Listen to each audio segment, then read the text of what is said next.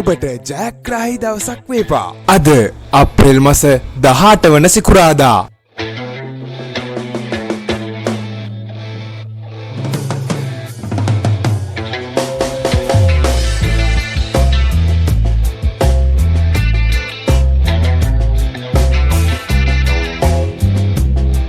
ජයග්‍රාහී අංක දිනපතා නැරඹීමට අපව සබ්ස්ක්‍රයිබ් කර තබා ගන්න.